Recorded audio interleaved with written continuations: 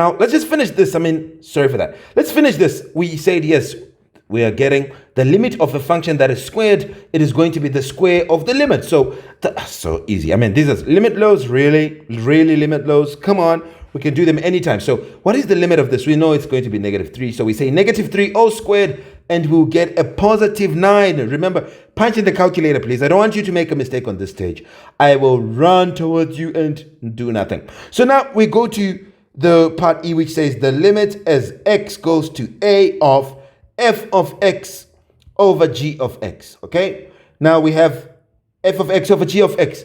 Right, let's go for this one. Now, remember that when we say a limit doesn't exist, it's only because either the denominator is 0, if you substitute, the denominator becomes 0, or we said it is, or when you do absolute value functions, like functions with a modular sign, or functions that have that are piecewise, those two, right? If the left hand and right hand limits are not the same, then we say it doesn't exist. Okay, but for these ones, for these type of limits, the only time it doesn't exist is when it's a fraction and you have the denominator being 0. So let's see if that's going to be the case. So here, what do we have?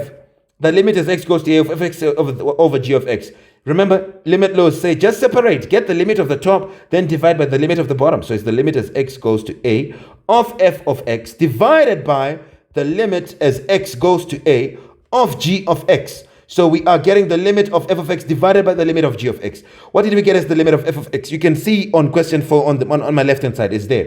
It's -3 divided by, what's the limit of g of x? It's 0. Oh my goodness. We must never have 0 as the denominator. The function becomes undefined. So therefore, this does not exist. This does not exist. So you can say, therefore, limit. You can therefore, you can write to say the limit as x goes to a of f of x over g of x does not exist. Does not exist. This limit does not exist. Okay, now let's go to f. What is it? The limit as x goes to a of 2f of x. I know you can do this. I know you can. 2f of x over h of x minus g of x. This is not even hard.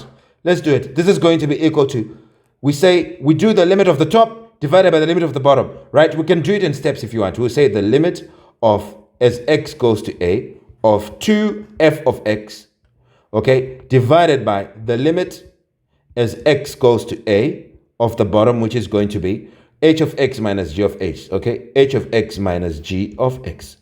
Now we can simplify this, okay?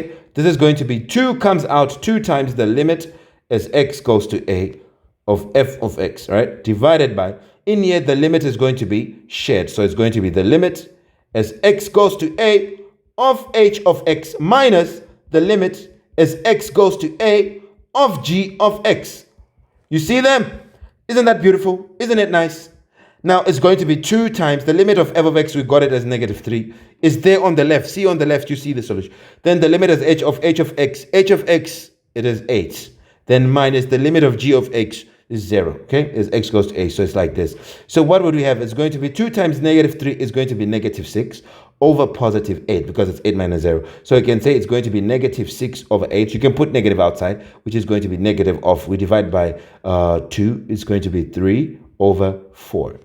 -3 over 4. This is going to be your final solution, and you are done. Now we have one more, which is part G. Let's just do it now because it's not going to take us time. The limit as x goes to a of the cube root of h of x. Okay, so here, this is just going to be, according to our limit laws, let me take this. Okay, let's move it like that. Okay, what is this going to be equal to? Well, it's just going to be equal to, since you're getting limit outside, you can just put it inside. It's going to be the cube root of the limit as x goes to a of h of x. This is going to be the cube root of, what is the limit as x goes to a of h of x? It's 8. So we have the cube root of 8. You punch in the calculator. Second function, you press the x cubed button. It's going to be cube root of 8. And you're going to get 2. Okay? This is going to be your solution. And you are done. This is number 4. Look at how easy it was. I mean, the ones for drawing were the ones that were taking our time.